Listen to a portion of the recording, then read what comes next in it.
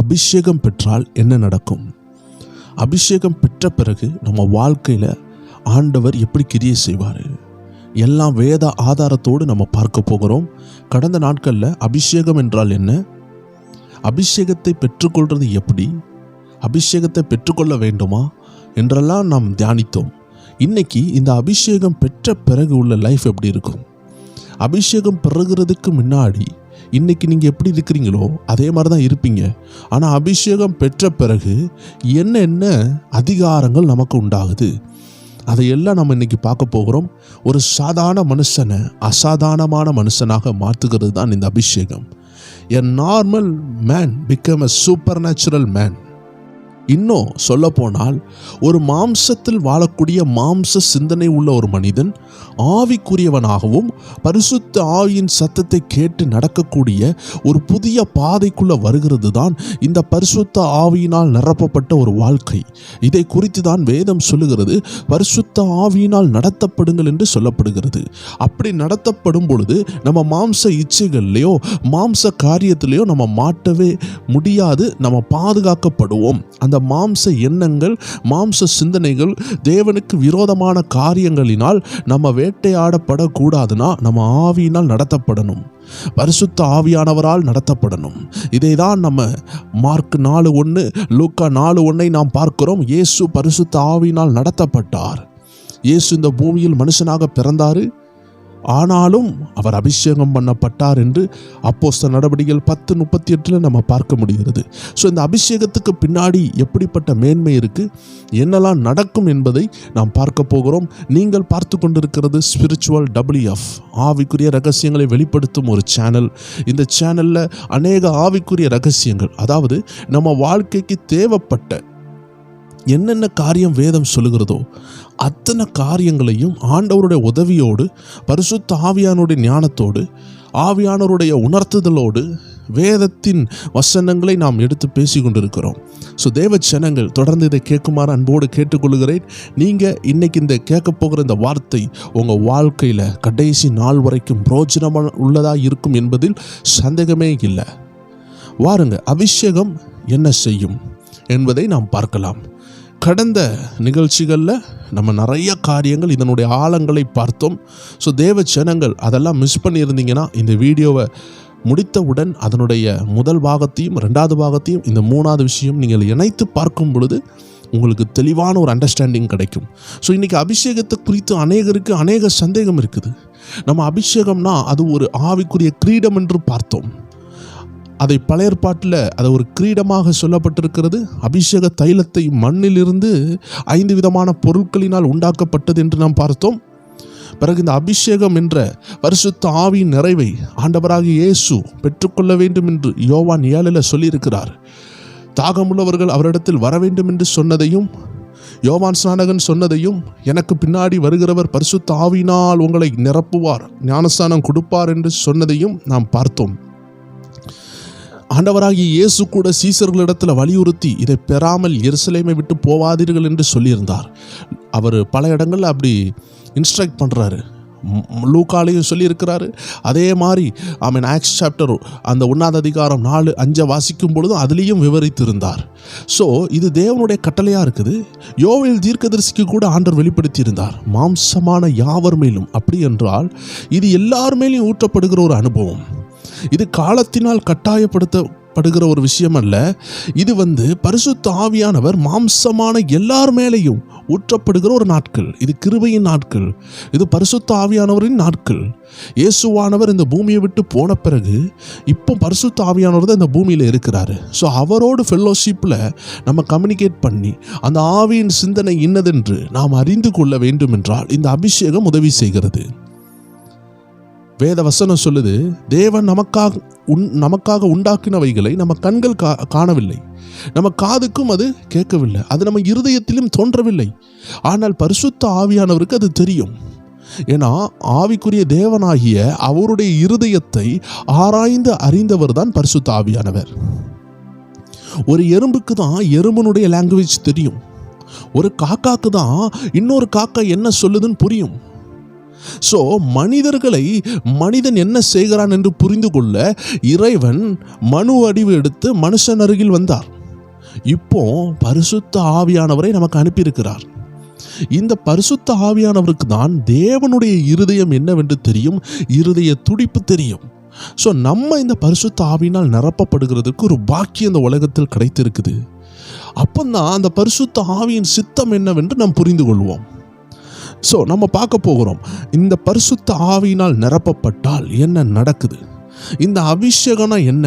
அபிஷேகத்தை ஒரே வார்த்தையில் சொல்லணும்னா coming of the Holy Spirit. உங்கள் மேலே பரிசுத்த ஆவியானவர் வருகிறது தான் அனாயிண்டிங். ஸோ இதை தான் நம்ம பார்க்க போகிறோம். Acts chapter 10:38. அப்போஸ்தலர் நடபடிகள் 10வது அதிகாரத்தில் 38வது வசனத்தை பார்க்கும் பொழுது இதான் நம்மளுடைய மைய வசனம். நசரேயனாகிய இயேசுவை தேவன் பரிசுத்த ஆவியினாலும் வல்லமையினாலும் அபிஷேகம் பண்ணினார். இதை நாம் கடந்த நிகழ்ச்சியில் பார்த்தோம். 2 விதமான காரியம். பழைய ஏற்பாட்டின் அபிஷேகம் மண்ணிலிருந்து எடுக்கப்பட்ட சில கந்த வர்க்கங்கள், சில பட்டைகள், சில ஆயில், இதில் இருந்து 5 விதமான காரியத்திலிருந்து உருவாக்கப்பட்டது தான் பழைய காலத்தில் உள்ள அபிஷேக தைலம். ஆனால் புதிய ஏற்பாட்டில் உள்ள அபிஷேக தைலத்துக்குள்ளே இருக்கிறது தேவனுடைய பரிசுத்த ஆவியானவரும் வல்லமையும். இந்த 2 விஷயத்தை வைத்து நசரேயனாகிய இயேசுவை தேவன் அபிஷேகித்தாராம்.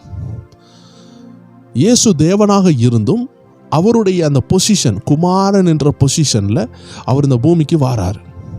ஒரு பிள்ளையாக பிறக்கிறாரு.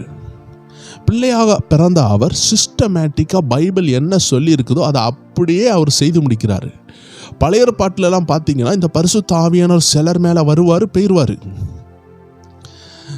சிம்சோன் மேலே வந்தார், போய்விட்டார். அப்பப்போ தேவைப்படும் பொழுது வந்தார், போயிடுவார். சவுல் மேலே வந்தார், போய்விட்டார். இப்படி பைபிளில் பலர் மேலே வந்திருக்கிறார். அப்படி கடைசியாக இயேசுக்கு மேலே தங்கியே இருந்தார். ஆனால் பூமியில் கொடுக்கப்படலை. பட் ஆனால் இயேசுக்கு மேலே மட்டும் இருந்தார்னு வேதம் சொல்லுகிறது. லூக்கா 4:18 சொல்லுகிறார், பரிசுத்த ஆவியானவர் என் மேல் இருக்கிறார். அப்படின்னா இயேசுக்கு மேலே தான் முதல் பரிசுத்த ஆவியானவர் தங்கி கொண்டே இருந்தார். புறாவை போல் அவர் மேலே இறங்கி வந்தார். திரும்பி போனதாக எங்கேயும் சொல்லப்படவில்லை. இயேசு திரளாய் பரிசுத்த ஆவியினால் நிரப்பப்பட்டிருந்தாராம். பட் ஆனால் பூமிக்கு கொடுக்கப்படவில்லை.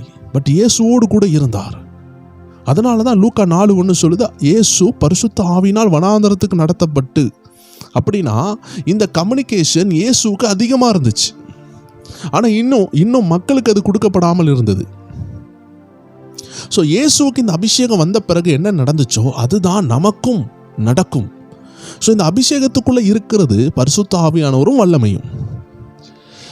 ஒரு மனுஷன் இன்னைக்கு பரிசுத்த ஆவியினால் நிரப்பப்பட்டுருவாங்க. ஆனால் அந்த வல்லமையினால் நிரப்பப்படணும்.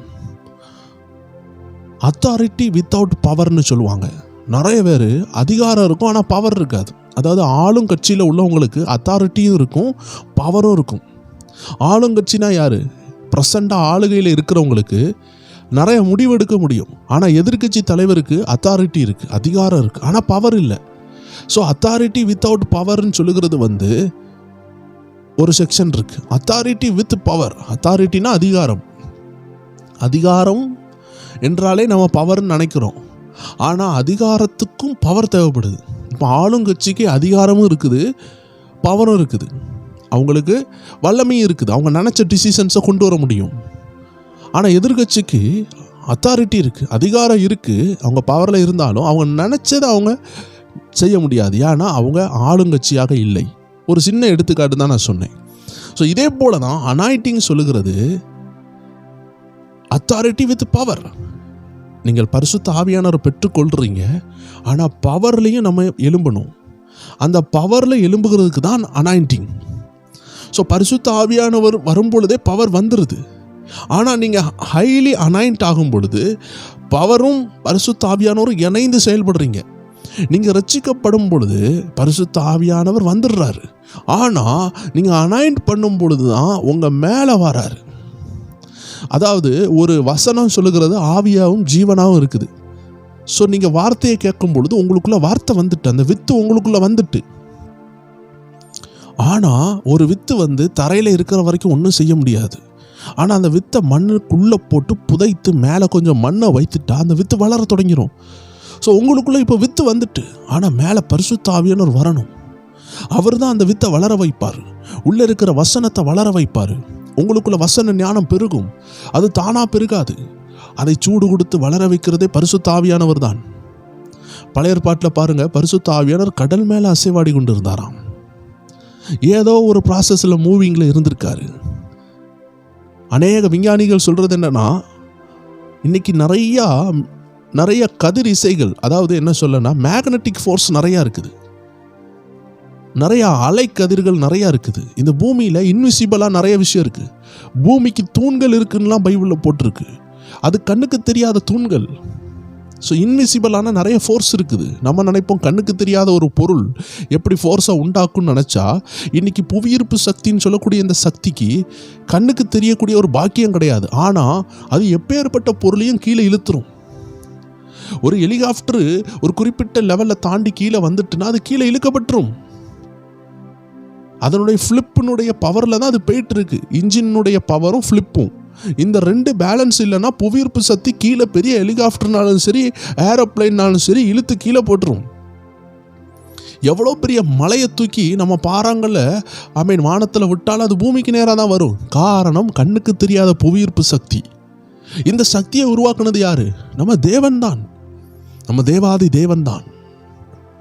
அப்போ அந்த விஞ்ஞானிகள் சிலர் சொல்றது என்னன்னா, நிறையா மின்காந்த சக்திகள் இருக்குது, நிறையா வேவ்ஸ் இருக்குது, கண்ணுக்கு தெரியாத அலை கதிர்கள் நிறையா இருக்குது. இன்றைக்கி நம்ம செல்ஃபோனில் பேசுகிறோம், சில ரேடியோ சிக்னல்ஸ், சில ஆண்டனாஸ் இருக்குது, சில சேட்டிலைட்ஸ் இருக்குது, சில விஷயங்கள் கதிர்கள்னால் நம்மளால் கான்டாக்ட் பண்ண முடியுது. இதெல்லாம் எப்படி உருவாயிருக்க கூடும்? ஒரு காலத்தில் பரிசுத்த ஆவியானவர் ஜலத்தின் மேல் அசைவாடினார். அசைவாடுகிறது ஆவியானவர். ஏதோ ஒரு விஷயத்திற்காக அசைவாடினார். அப்போ எந்த விஷயத்திலையும் மூவொருமை தேவனும் மிக்ஸ் ஆகியிருக்கிறாங்க. ஆண்டவராகிய தேவன் வாயை திறந்து வார்த்தையை பேசும் பொழுது வார்த்தையாகிய இயேசு எல்லாம் படைத்தார். பரிசுத்த ஆவியானவர் அங்கே கூட இருந்தார். ஆதாம் ஏவாளை படைக்கும் பொழுது கூட ஆதியாகமம் 1:26 சொல்லுது, லெட் அஸ் மேக் அப்படின்னு சொல்கிறாங்க. லெட் அஸ்ன்னு சொல்கிறது ப்ளூரல். அங்கே ஒரு நபர் இல்லை, 3 பேர் இருக்கிறாங்க. 3 பேர் என்ன செய்கிறாங்க? ஆதாம் ஏவாளை உருவாக்குறாங்க. ஆனால் தேவன் தான் அதை உருவாக்குறாரு, நம்ம பார்க்குறோம். ஆனால் அந்த வசனம் சொல்லுது, நாம் நமது சாயல்ல. அதுதான் விஷயம். தேவன் 3 கடவுளாக இருக்கிறாங்க, 3இல் ஒன்றாக திகழ்கிறாங்க. ஸோ பரிசுத்த ஆவியானவர் எல்லா விஷயத்துலையும் இன்வால்வ் ஆவார். இயேசு எதை செய்தாலும் பரிசுத்த ஆவியானுடைய உதவியோடு தான் செய்தார்.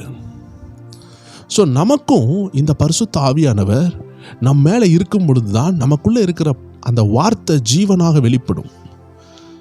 பரிசுத்த ஆவியானவர் நம் மேல் வரவில்லை என்றால் நம்ம பேசுகிற வார்த்தையில் ஜீவன் இருக்காது. நம்ம வார்த்தையை மட்டும்தான் பேசுவோம். பரிசேயர்கள், சதிசேயர்கள், வேத பாரகர்கள் எல்லாரும் வசனம் வைத்திருந்தாங்க. ஆனால் அவங்க மேலே பரிசுத்த ஆவியானவர் இல்லாததுனால அவர்களால் ஜீவனுள்ள வார்த்தையை பேச முடியவில்லை. ஸோ நம்ம மேலேயும் பரிசுத்த ஆவியானவர் வந்தார்னா நம்ம என்ன செய்யலான்னு நம்ம பார்க்க போகிறோம். அப்போஸ்தலர் நடவடிக்கைகள் 10வது அதிகாரம் 38 2வது செக்ஷன் சொல்லுது, நசரனாகிய இயேசுவை தேவன் பரிசுத்த ஆவியினாலும் வல்லமையினாலும் அபிஷேகம் பண்ணினார். இது முதல் செக்ஷன். அதனால என்ன நடந்துச்சு, அதனுடைய விளைவு என்னன்னு பாருங்க. தேவன் அவருடனே கூட இருந்தபடியினாலே அவர் நன்மை செய்கிறவராயும் பிசாசின் வல்லமையில் அகப்பட்ட யாவரையும் குணமாக்குகிறவராயும் சுற்றி திரிந்தார். இந்த அனாயிண்டிங் வந்த பிறகு தேவன் அவர் கூடவே இருக்கிறாரு. பரிசுத்த ஆவியானவர் கூடவே இருக்கிறாரு. கட்டுண்டவர்களை விடுதலை ஆக்குறாரு. நன்மை செய்கிறவராய் சுற்றி திரிகிறாரு. எப்படிப்பட்ட கட்டுகள்? பிசாசின் வல்லமையினால் அகப்பட்ட யாவரையும் குணமாக்குகிறவராயிருந்தார், சுற்றி திரிந்தார். தேவன் அவரோடு இருந்தபடியினால் அவர் நன்மை செய்கிறவராயும் பிசாசின் வல்லமையில் அகப்பட்டவர்களை குணமாக்குறவராயும் சுற்றி திரிந்தார். ரோட்ல போயிட்டு இருப்பாரு, ஒரு பிசாசு பிடியில் உள்ளவங்க வராங்களா, வியாதியில் உள்ளவங்க வராங்களா, சுகம் கொடுக்கிறாரு. இதை தான் ஆண்டவர் இந்த அனாயிண்டிங்கை பெற்றுக்கொள்றவங்க மேல வைக்கிறாரு. ஆம்தேவ ஜனமே, வேத வசனம் தெளிவா சொல்லுது. எபிரேயர் 2வது அதிகாரத்தில் எப்படிப்பட்டவர்களை விடுதலை ஆக்கினார் நீங்க பார்க்க முடியும். 2வது அதிகாரம் 14வது வசனம் 15வது வசனத்தை பாருங்கள். ஆதலால் பிள்ளைகள் மாம்சத்தையும் இரத்தத்தையும் உடையவர்களாய் இருக்க அவரும் அவர்களைப் போல மாம்சத்தையும் இரத்தத்தையும் உடையவரானார். மரணத்துக்கு அதிகாரியாகிய பிசாசானவனை தமது மரணத்தினாலே அழிக்கும்படிக்கும் ஜீவ காலமெல்லாம் மரண பயத்திலே அடிமைத்தனத்துக்குள்ளானவர்கள் யாவரையும் விடுதலை பண்ணும்படி அப்படியானார். ஆம் தேவச்சனமே, மரண போராட்டத்தில் இருந்தவர்களை, ஜீவ காலமெல்லாம் மரண பயத்தில் அடிமையானவர்களை, ஃபியூச்சரில் நான் நரகத்துக்கு போயிடுவேனோ, இந்த மரணத்துக்கு பிறகு என்ன இருக்கு, ரட்சிப்புன்னு ஒன்று இல்லாதவர்களுக்கு ரட்சிப்பை கொடுக்க வந்தார். வந்தவர் ரெண்டு விஷயத்தில் ஜெயித்தார். 18வது வசனம் சொல்லுகிறது, ஆதலால் அவர் தாமே சோதிக்கப்பட்டு பாடுபட்டதினாலே சோதிக்கப்படுறார். பலரால் சோதிக்கப்பட்டார், மனிதரால் சோதிக்கப்பட்டார், ஸ்பெஷலா பிசாசால் சோதிக்கப்பட்டார். அந்த 40 நாள் உபவாசத்தில் பிசாசால் சோதிக்கப்பட்டார். அதுக்கு பிறகு சிலுவை பாடுபட்டார். ஸோ பிசாசால் சோதிக்கப்பட்டும் அவர் பாடுபட்டும் அவர் சோதிக்கப்படுகிறவர்களுக்கு உதவி செய்ய வல்லவராய் இருக்கிறார். ஏன்னா அந்த வசனம் சொல்லுது, அவர் சோதிக்கப்பட்டதுனால சோதிக்கப்படுறவங்களுக்கு அவர் உதவி செய்ய வல்லவராய் இருக்கிறார். என்னதான் இயேசு கடவுளாக தேவனாக இருந்தாலும் பூமியில மனுஷனாக வந்த பிறகு அவர் என்னெல்லாம் தேவன் தனக்குள்ள கிரியை செய்யணும், ஏன்னா இப்ப அவர் மனுஷன், என்னதான் இருந்தாலும் அவர் மனுஷனாக இப்போ வந்திருக்கிறார் பூமியில. அதனால தேவனுடைய காரியங்கள் அவர் தெளிவா இருந்தார். நியாய பிரமாணத்தை ஃபாலோ பண்ணார். யோவான்கிட்ட போய் ஞானஸ்நானம் எடுத்தார், அபிஷேகம் பெற்றார். ஏன்னா பூமியில இப்படிதான் செயல்பட முடியும். நிலவுக்கு போனா நமக்கு எப்படி ஸ்பேஸ் ஷூட், அதாவது நிலவில் நம்ம குடியிருக்கிறதுக்கு, அதாவது அங்கே நடக்கணும், அங்கே பறக்கணும், அங்கே மிதக்கணும்னா அதுக்கு உள்ள ஒரு ஷூட் இருக்குது, சட்டைகள் இருக்குது. அது இங்கே உள்ள வஸ்திரம் அல்ல, அது நிலவுக்குள்ள வஸ்திரம். அதை தரித்து கொள்ளவில்லை என்றால் ஆக்சிஜன் கிடைக்காது, சுவாசம் எடுக்க முடியாது. ஸோ ஸ்பேஸ் ஷூட்டை போட்டுக்கொண்டால் தான் நிலவில் நம்ம பறக்க முடியும். ஏன்னா அங்கே புவியீர்ப்பு சக்தி கிடையாது, அங்கே ஆக்சிஜன் கிடையாது. அதே போல தேவச்சனமே, ஆண்டவர் தேவனாக இருந்தாலும், இயேசு தேவனாக இருந்தாலும் பூமிக்கு வந்த பொழுது தேவனுடைய பிரமாணங்களில் கரெக்டாக இருந்தார். வசனத்தின்படி தான் அவர் மூவ் ஆனார். ஆவியானவரால் நடத்தப்பட்டார், நிரப்பப்பட்டார். இயேசுக்கு இதெல்லாம் ஏன் தேவைன்னு கேட்டால், ஒரு ஊழியம், நம்ம பரிசுத்தமாக வாழணும், சாதிக்கணும், தேவனுக்காக ஏதாவது செய்யணும்னா ஒரு பேட்டர்ன் இருக்குது, ஒரு முறை இருக்குது. அதை இயேசு ஃபாலோ பண்ணார். ஒன்று குமாரனாக மனுஷனாக வந்தார், ஞானஸ்நானம் எடுத்தார், உபவாசம் எடுத்தார், பரிசுத்த ஆவியானவர் அவர் மேலே வந்தார், பரிசுத்த ஆவியின் அபிஷேகத்தை பெற்றார்.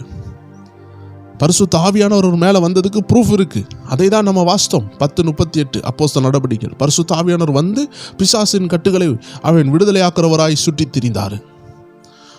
நம்ம நினைக்கும் இது எல்லாம் தானா வந்துடும், ஏசப்பா பிள்ளையா மாறினா தானா வந்துடும் நம்ம நினைக்கிறோம். இல்லை தேவச்சனமே, இன்னைக்கு இயேசு எல்லாருக்காக ரத்தம் சிந்தினார். அதான் பொசஷன் ரியாலிட்டின்னு சொல்லுவாங்க. பொசஷன் ரியாலிட்டினா பெற்றுக்கொண்ட ஒரு உண்மை.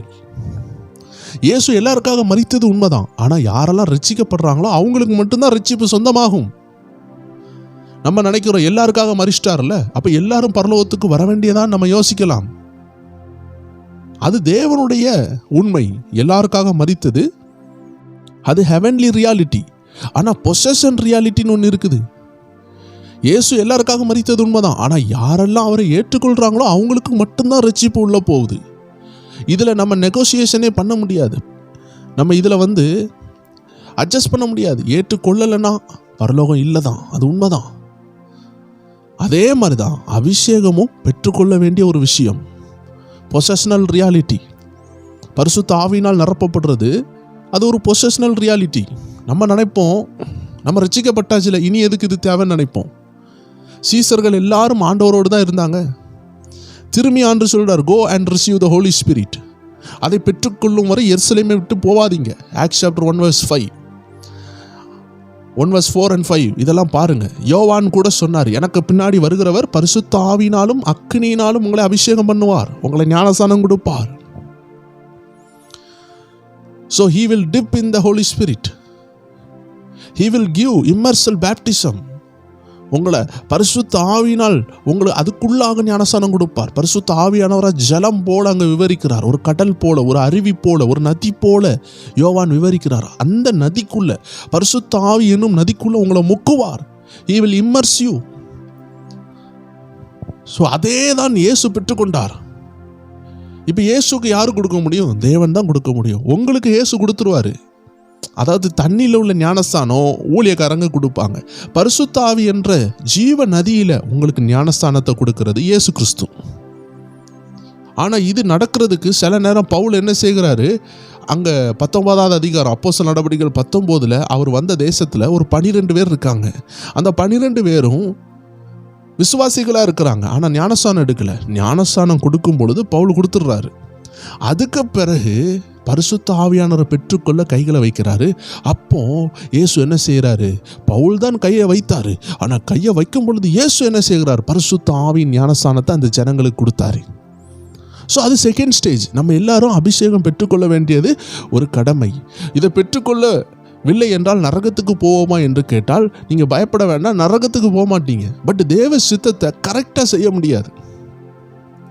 இதை பெற்றுக்கொண்டால் கரெக்டாக செய்ய முடியுமா என்று கேட்டால், இதை பெற்றுக்கொண்ட பிறகும் நீங்கள் தேவ சத்தத்தை கேட்காம போனீங்கன்னா, நீங்கள் ஆண்டவர் சொல்கிற மாதிரி நடக்காமல் போனால் தேவ சித்தத்தை செய்ய முடியாது தான். ஆனால் இதை பெற்றுக்கொண்டால் தான் விஷன்ஸ் பார்க்க முடியும், சொப்பனங்கள் பார்க்க முடியும். யோசேப்புக்கு தரிசனம் வந்ததுனால தான் அந்த தரிசனத்தின் பிறகுதான் அந்த உயர்வு இருந்துச்சு. ஸோ இதே மாதிரி பழைய ஏற்பாட்டில் 1-2 பேருக்கு தான் தரிசனம் உண்டானது. தானியேலுக்கு சொப்பனங்கள் உண்டாச்சு, தரிசனம் உண்டாச்சு, பரிசுத்த ஆவியின் சத்தம் கேட்க முடிஞ்சிச்சு. ஏன்னா அப்போ பரிசுத்த ஆவியானவர் வந்து போனார். ஆனால் இப்போ எப்பொழுதும் இருக்கிறாரு, எல்லாருக்கும் தரிசனம் கொடுப்பாரு, எல்லாரும் சொப்பனம் பார்க்கலாம். பரிசுத்த ஆவியினால் நிரம்பினா நடக்க போகிற ரிஃப்ளெக்ஷனே இதுதான். மாம்சமான யாவர் மேலும் தம்முடைய ஆவியை ஊற்றுவாராம். ஊற்றும் பொழுது என்ன நடக்கும், உங்கள் குமாரத்திகள், உங்கள் குமாரர்கள், உங்கள் மூப்பர்கள், உங்கள் ஊழியர்கள் என்னெல்லாம் பெறுவாங்க, தரிசனங்கள், சொப்பனங்கள் பெற்றுக்கொள்வாங்க. அந்த நாட்களில், இந்த கடைசி நாட்களில் தம்முடைய ஆவியை ஊற்றுவாராம். நம்ம அப்போஸ்தலர் நடவடிக்கைகள் 2வது அதிகாரம் 17 பார்க்கும் பொழுது நம்மளால் இதை புரிய முடிகிறது. அப்போஸ்தலர் நடவடிக்கைகள் 1:8 ஆண்டு சொல்றார், பரிசுத்த ஆவியானவர் வரும்பொழுது நீங்கள் பலன் அடைவீர்கள்.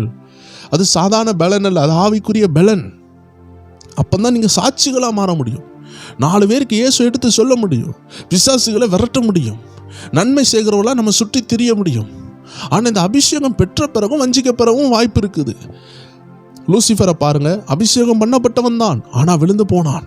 சிம்சோனை பாருங்கள், அபிஷேகம் பண்ணப்பட்டவர் தான், ஆனாலும் விழுந்து போனார், கடைசியில் மனம் திரும்பினார். சவுலை பாருங்கள், சவுல் ராஜா அபிஷேகம் பண்ணப்பட்டவர் தான், ஆனால் சுய சித்தத்தை ஃப்ரீ வில்லை தப்பாக யூஸ் பண்ணி அவருடைய தலை அறுக்கப்பட்டு விக்கிரங்களுக்கு முன்னாடி வைக்கப்பட்டது. அபிஷேகம் பண்ணப்பட்ட தலை விக்கிரகத்துக்கு முன்னாடி வைக்கப்பட்டது. ஸோ தேவ ஜனமே, அது பழைய ஏற்பாட்டில் உள்ள அபிஷேகம், அதை குறித்து நம்ம பார்த்தோம். இது புதிய ஏற்பாட்டில் உள்ள அபிஷேகம். வந்த பிறகும் இன்றைக்கி நிறைய பேர் அபிஷேகம் பெற்றவங்கன்னு சொல்கிறாங்க, அந்நிய பாஷை பேசுகிறவங்க இருக்கிறாங்க, பரிசுத்த ஆவியில் நிரம்பினவங்க இருக்கிறாங்க. எல்லாரும் நல்லவங்களான்னு கேட்டால் முக்கால்வாசி பேருக்கு கெட்டவங்களாக இருப்பாங்க.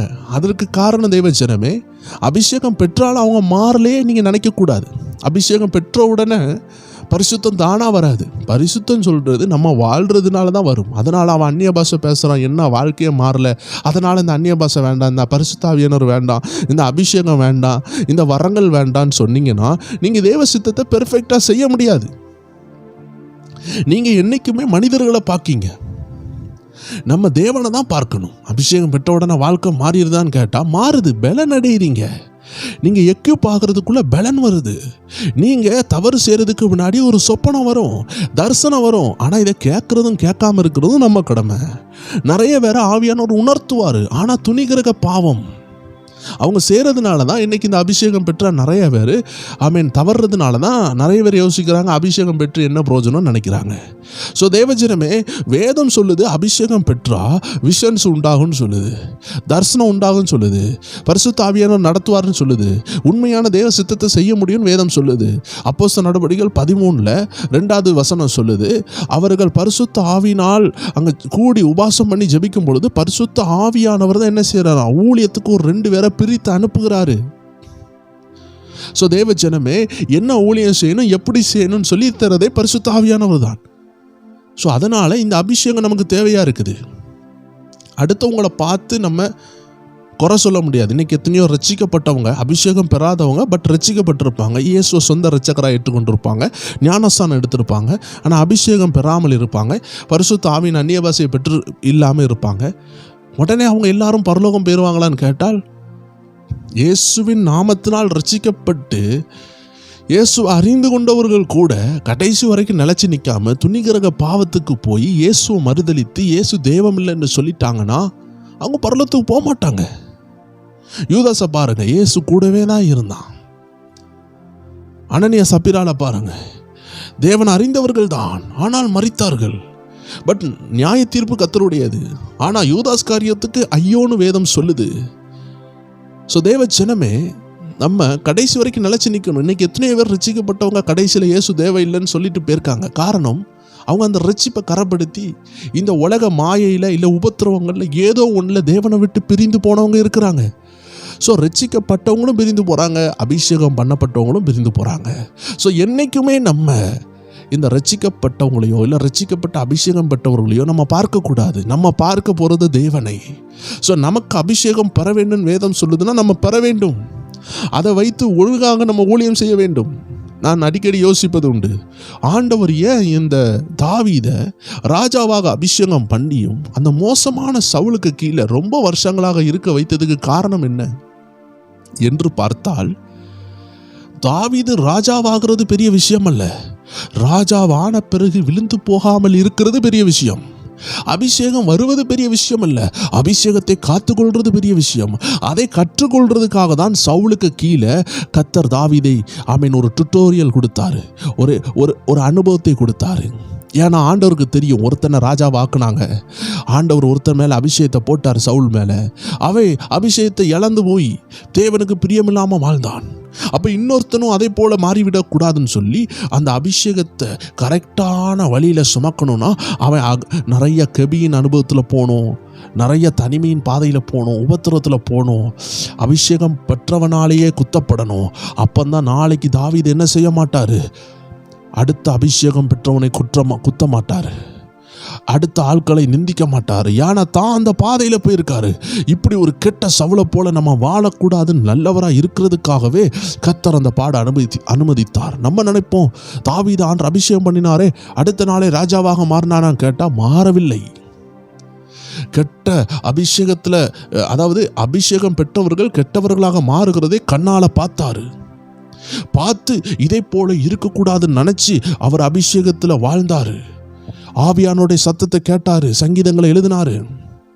பாத்தீங்களா, அபிஷேகம் உள்ளவங்களால மட்டும்தான் ஆவியானுடைய சத்தத்தை கேட்க முடியுது, தெளிவாக கேட்க முடிகிறது. இல்லைன்னா உணரதான் முடியும். உணர்கிறது வேற, கேட்கறது வேற.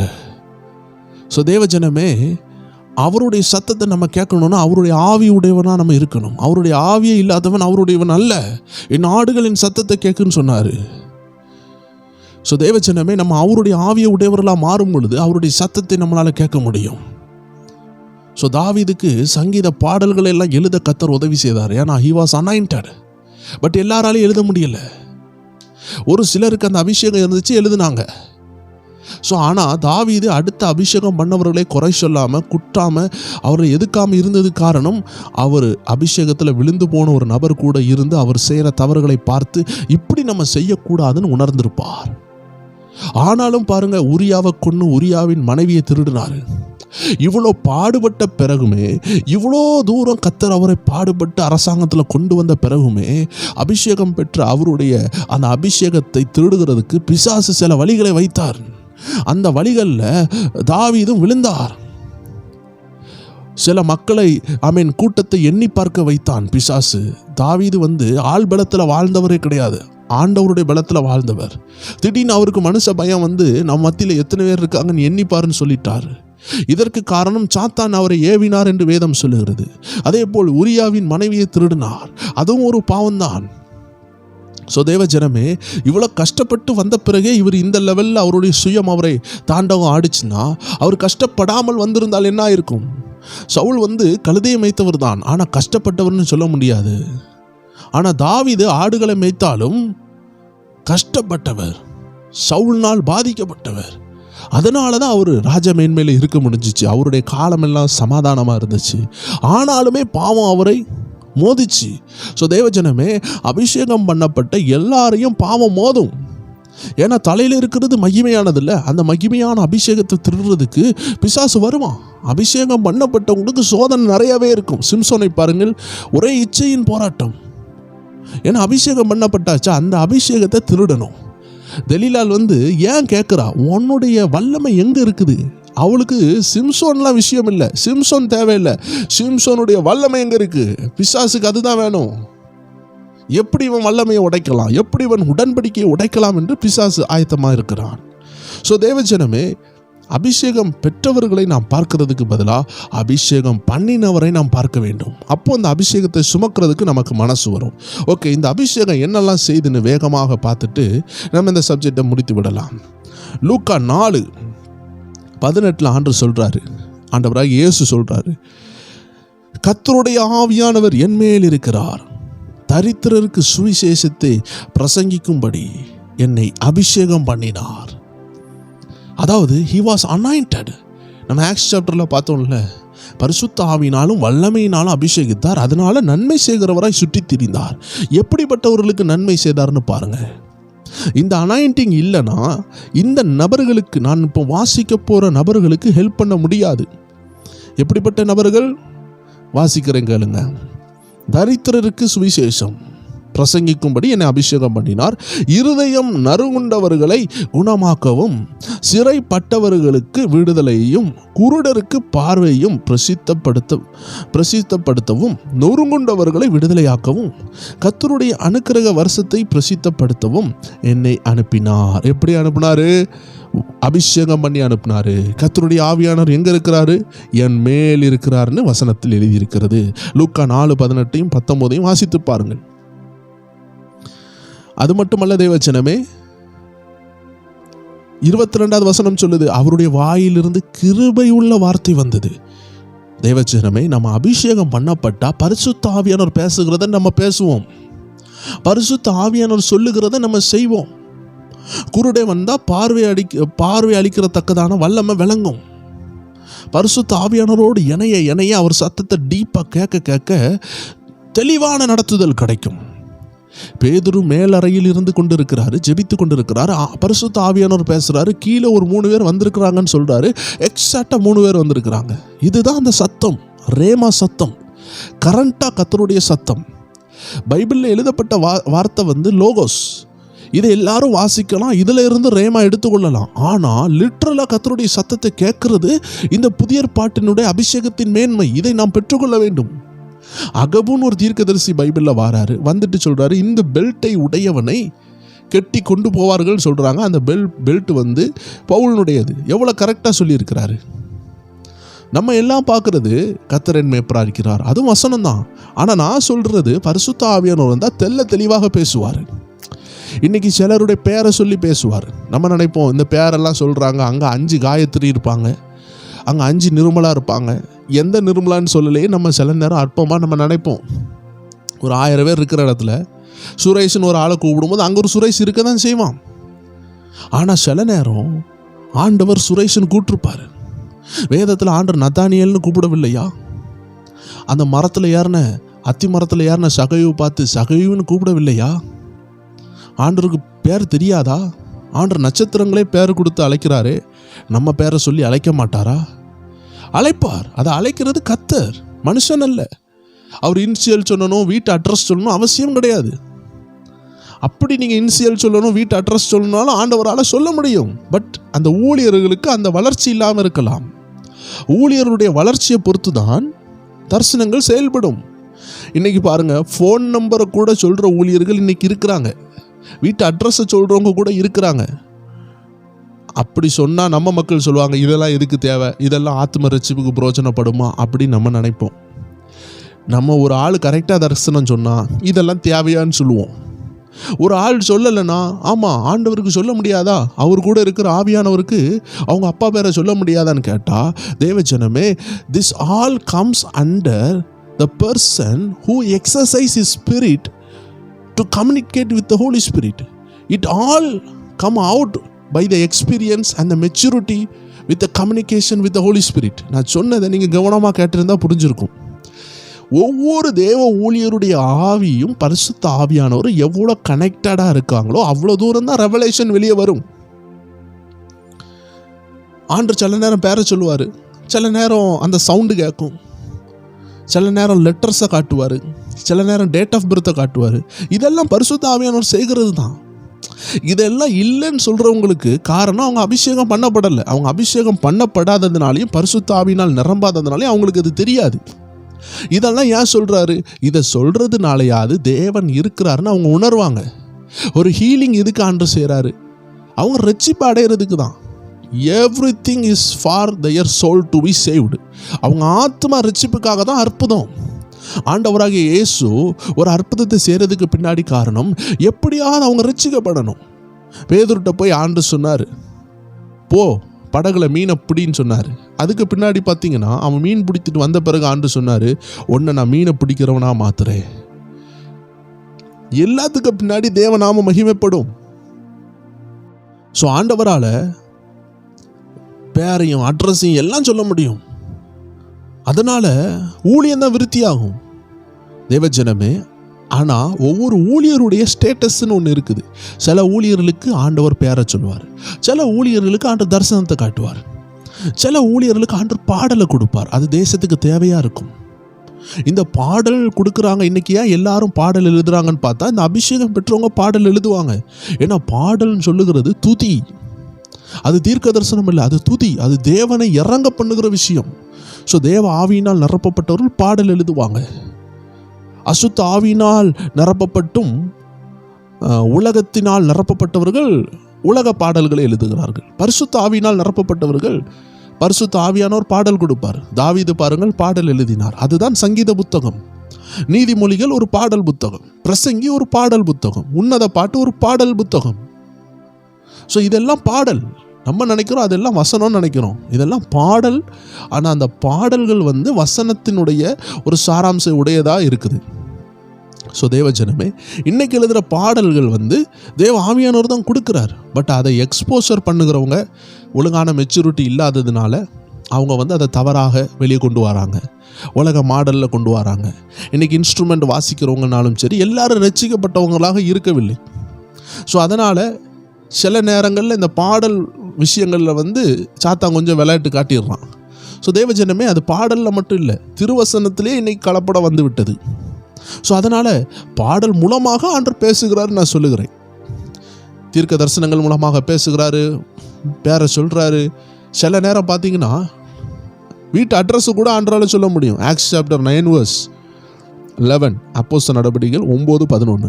அப்பொழுது கர்த்தர், நீ எழுந்து நேர் தெரு எண்ணப்பட்ட தெருவுக்கு போ. ஒரு தெருவுக்கு பேரை சொல்கிறார். அங்கே யூதாவின் வீட்டிலே தர்சு பட்டணத்தினாகிய சவுல் என்னும் பெயருள்ள ஒருவனை தேடு. அவன் இப்பொழுது ஜெபம் பண்ணி கொண்டிருக்கிறான். அனனியா என்னும் பெயருள்ள ஒரு மனுஷன் தன்னிடத்தில் வரவும் தான் பார்வையடையும்படிக்கு தன்மேல் கைகளை வைக்கவும் தரிசனம் கண்டான் என்றார். ஆம் தேவஜனமே, பேரை சொல்லி, வீட்டுக்கு தெருவுக்கு பேரை சொல்லி, வீட்டு நபர்னுடைய பேரை சொல்லி, அந்த வீட்டுக்குள்ளே இருக்கிறவர் எந்த நாட்டில் உள்ளவர், தர்சு பட்டணத்தான அந்த வீட்டில் உள்ள நபர்னுடைய ஊர் பேரை சொல்லி, அந்த ஊரில் உள்ள ஆளுக பேர் பவுல்னு சொல்லி, அவர் கண்ணு தெரியாமல் இருக்கிறாருன்னு சொல்லி, அவர் கனவு பார்த்துருக்கிறாரு, அந்த கனவுல அனனியா ஜெபிப்பார்னு அந்த இதையும் சொல்லி, அது ஜெபிக்கும் பொழுது பார்வை அடைவான் என்று சொல்லி, எல்லாவற்றையும் சொல்லி ஆண்டவர் அனனியாவை அனுப்புகிறார். அப்போ அனனியா தேவனோடு அவ்வளோ உறவாடி கொண்டிருந்திருக்காரு. இவரை பற்றி வேதத்தில் ரொம்ப சொல்லப்படவில்லை.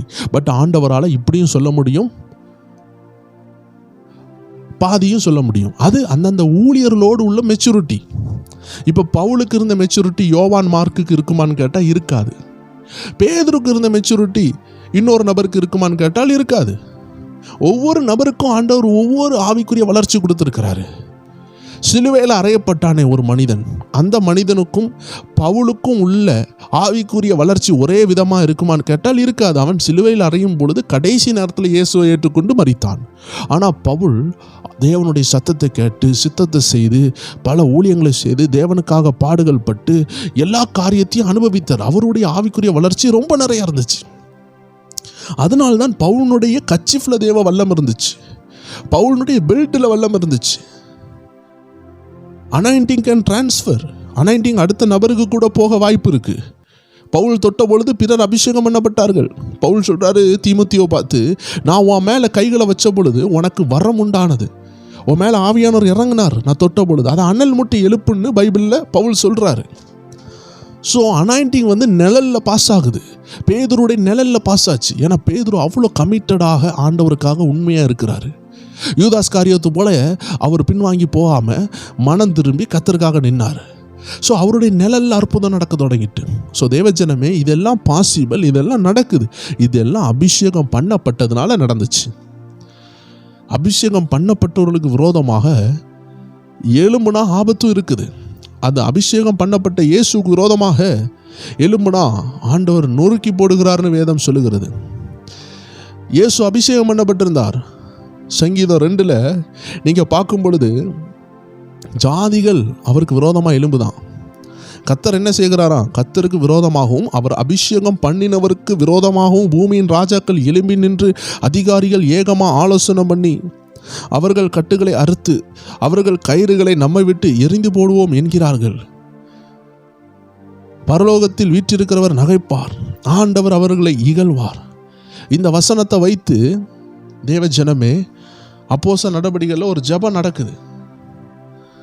அந்த ஜெபம் வந்து அந்த நாட்களில் ஒரு உபத்திரம் வரும் பொழுது சீசர்கள் எல்லாரும் கூடி ஜெபிக்கிறாங்க.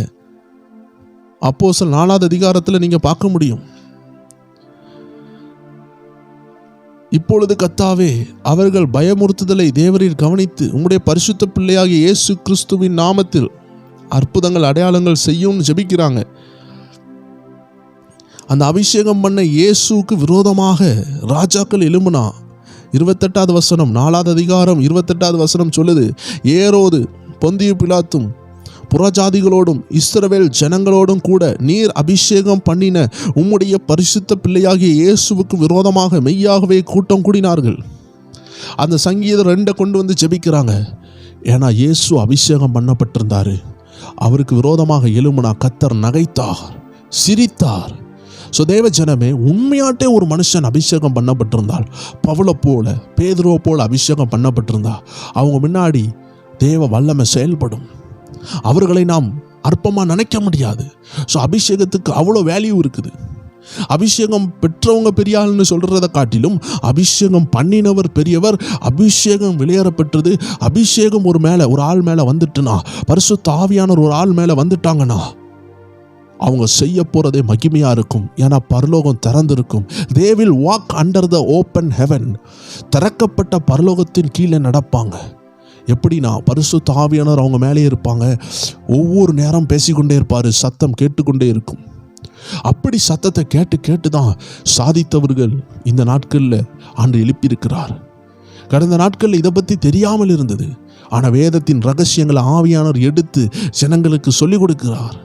நிறைய பேர் பயந்து போய் இந்த அபிஷேகம் வேண்டான்னு சொல்லுவாங்க. காரணம், அபிஷேகம் பண்ணப்பட்டவங்களுக்கு போராட்டம் நிறையா இருக்கும். வேதத்தில் கொரிந்தியர் சபைக்குள்ள போராட்டம் எந்த சபைக்கும் இல்லை. கொரிந்திய சபையில் நடந்த பாவங்கள் எந்த சபையிலும் இல்லை. காரணம் என்னன்னா, கொரிந்து சபை ஆவியின் வரங்களில் நிரம்பின சபை. ஆனால் அங்கே தான் பாவம் நிறையா இருந்துச்சு. உடனே பாவம் நிறையா வருது, அபிஷேகத்துக்கு நிறையா போராட்டம் இருக்குதுன்னா அங்கே தான் ஆண்டவர் பிரியமாக இருக்கிறாரு. The thing which is very near to God, near to closer to Jesus will receive attack. எந்த காரியம் ஆண்டவராகிய இயேசு கிட்ட நெருங்குதோ அது அட்டாக் பண்ணப்படும். ஆம் தேவ ஜனமே, அபிஷேகம் பெற்றால் போராட்டம் கூடுதுன்னு பயப்படக்கூடாது. போராட்டத்தை தாண்டக்கூடியது தான் அபிஷேகம். போராட்டத்தை மிதித்து நொறுக்கி போடுறது தான் அபிஷேகம். பழைய ஏற்பாட்டில் கோரேசை ஆண்டு அபிஷேகம் பண்ணினார். வெண்கல கதவுகளை திறந்தாங்க, இருப்பு தாழ்பால்கள் நொறுங்கினது. அதாவது அபிஷேகம் பண்ணவங்க ஆண்டவரை காட்டி கொடுத்து பாவத்தில் விழுந்தாதான் பிசாசு ஜெயிப்பான். சவுலினுடைய நிலைமையை பாருங்க. தலை அறுக்கப்பட்டு விக்கிரங்கள் கொண்டு போய் வைக்கப்பட்டது. காரணம், அவர் அபிஷேகத்தை விட்டார், ஆண்டவரை வித்தார். ஆண்டவர் சொல்றதை கேட்கல, பின்வாங்கி போனார். இன்னைக்கு அபிஷேகத்தினுடைய விலை ரொம்ப ஓவரா இருக்கிறதுனால தான் போராட்டம் ஓவரா இருக்குது. நம்ம இன்னைக்கு நிறைய ஊழியர்கள் பின்வாங்கி போகிறத பார்க்குறோம். Because they are highly anointed. அவங்க அபிஷேகம் ஸ்ட்ராங்காக இருக்கிறதுனால பிசாசு அவங்களை திருடுகிறான். இதுக்கு ஒரு எடுத்துக்காட்டு சொல்கிறேன். எத்தனையோ நியாயாதிபதிகள் இருந்தாங்க, ஆனால் எல்லாரும் பாவம் செய்தாங்கன்னு பைபிளில் போடலை. நியாயாதி புஸ்தகங்களில் போய் பாருங்கள். ஆனால் சிம்சோன் ஹைலி அனாயிண்டட், அதிகமாக அபிஷேகம் பண்ணப்பட்டிருந்தார். கண்களை இழந்தாரா இல்லையா? அப்போ அபிஷேகம் பண்ணப்பட்டவங்க தப்பு பண்ணால் அதிக ஆக்கணே இருக்குது. ஸோ தேவ ஜனமே, நம்ம ஜாக்கிரதையாக இருக்க வேண்டிய காலம், நம்ம அபிஷேகத்தை பெற வேண்டிய காலம். அபிஷேகத்தை பெற்றவர்கள், பரிசுத்த ஆவியின் நிறைவை பெற்றவர்கள் நம்ம ஆண்டவருடைய சத்தத்தை கேட்டு முன்னாடி போக வேண்டும். அபிஷேகத்தை பெற்றுக்கொள்ள வேண்டும். தாகம் உள்ளவன் மேல் ஆண்டவர் தண்ணீரை ஊற்றுவார். ஸோ நீங்கள் அபிஷேகத்தை பெறவே இல்லைன்னா பெற்றுக்கொண்ட ரட்சிப்பை வைத்து, வசனத்தை வைத்து நீங்கள் வாழ வேண்டும். ஆவியானவர்களை நிரப்புவார். ஆண்டவர் ஒவ்வொருவரோட உண்மையை பார்த்து தான் அவங்க மேலே அந்த அபிஷேகத்தை போடுவார். அபிஷேகம் இலவசம்தான். இயேசு கிறிஸ்துவின் ரத்தம் நமக்காக சிந்தப்பட்டிருக்கிறது, அதுதான் கரையும். பட் நம்ம மேலே வர்றதுக்கு தாகத்தை பார்ப்பார். எல்லார் மேலேயும் அது உள்ள மாட்டேங்கி, எல்லார் மேலேயும் அது கொடுக்கப்பட மாட்டேங்கி. ஏன்னா கொடுக்கப்பட்டால் அதுக்கு பிறகு ஒரு திட்டம் இருக்கும். அபிஷேகம் என்றால் வேறுபடுத்தப்படுவீங்க. அதுக்கு பிறகு நீங்கள் ஊழியம் செய்யக்கூட வாய்ப்பு இருக்கும். சில நேரம் பிஸ்னஸும் செஞ்சுட்டு ஊழியம் செஞ்சுட்டு இருப்பீங்க. பட் இந்த அனாயிண்டிங் வந்த பிறகு உங்களால் சும்மா இருக்க முடியாது. ஆண்டவர் உங்களோட பேச தொடங்குவார், தரிசனங்கள் வெளிப்படும். நீங்கள் அதை ப்ராக்டிஸ் பண்ணும் பொழுது தான் அதனுடைய யுத்தத்தை புரிவீங்க. ஓ, இப்படிலாம் யுத்தம் இருக்குதா? தேவச்சனவே, ஒரு பிசாசு ஒரு நபர்கிட்ட இருந்து வெளியே வரணும்னா இந்த அனாயிண்டிங் இல்லாமல் நடக்காது. அதனால தான் பைபிளில் அப்போஸ்தலர் 10:38 சொல்கிறாரு, இந்த அபிஷேகம் வந்த பிறகு இயேசு நன்மை செய்கிறவராயும் பிசாசின் பிடியில் அகப்பட்டவர்களை. அப்போனா கேஸ்ட் அவுட்டிங் டீமன் இது நடக்கணும்னா நம்ம மேலே அந்த அபிஷேகம் இறங்கணும். அப்போ தான் அதை பெர்ஃபெக்டாக செய்ய முடியும். பலவானை முந்தி கெட்டுற ஒரு அனுபவத்தை பற்றி வேதம் சொல்லுது. சும்மா கிட்ட முடியுமா பலவானை? நம்ம அனாயிண்ட் ஆகணும். நம்மளும் ஒரு ராஜகுட்டியாக மாறி ஒரு ராஜகுமாரனாக நின்று நம்ம பார்த்தோம். அபிஷேகம் என்பது ஒரு கிரீடம்னு பார்த்தோம். ஆண்டவர் அழைத்த அழைப்புக்கு ரட்சிப்பு மட்டும் பத்தாது, பரிசுத்த ஆவியின் நிறைவு தேவையாக இருக்குது. இயேசு பரிசுத்த ஆவியினால் திரளாய் நிரப்பப்பட்டிருந்தார்.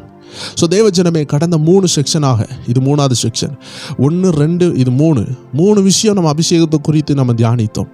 ஸோ தேவஜனங்கள் திறந்த மனசாக கேட்டிருந்தீங்கன்னா இது உங்களுக்கு ரொம்ப பிரயோஜனமாக இருந்திருக்கும்.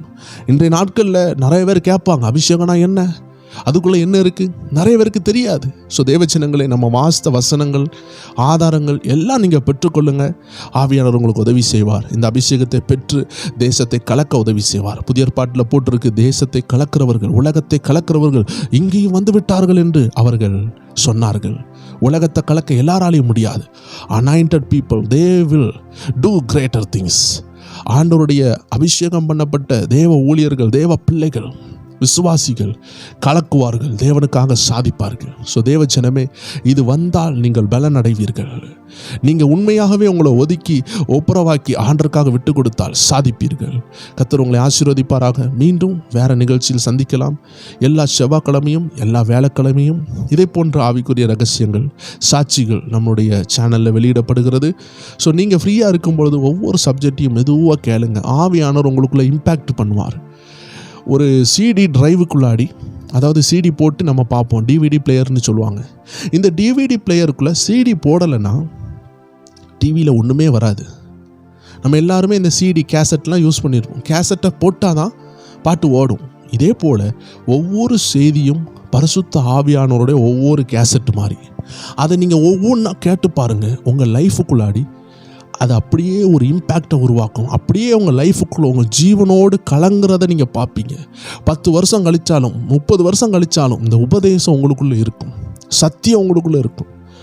ஸோ தேவ ஜனங்களே, ஒவ்வொன்றா மெதுவாக கேளுங்க. கர்த்தருடைய ஆவியானவர் உங்களுக்கு புரிய வைப்பார். மீண்டும் வேறு நிகழ்ச்சியில் சந்திக்கலாம். God bless you. ஆமென்.